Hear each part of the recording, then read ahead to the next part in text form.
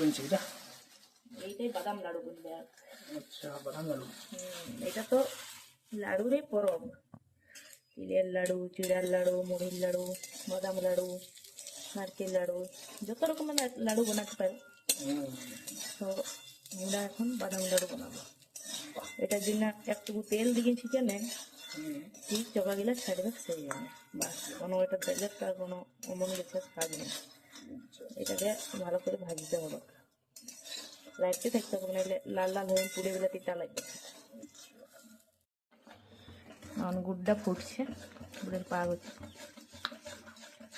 এটা গুড়টা ফুটিয়ে নিয়ে একদম চিট চিট হবে, লাল রঙটা হয়ে যাবে।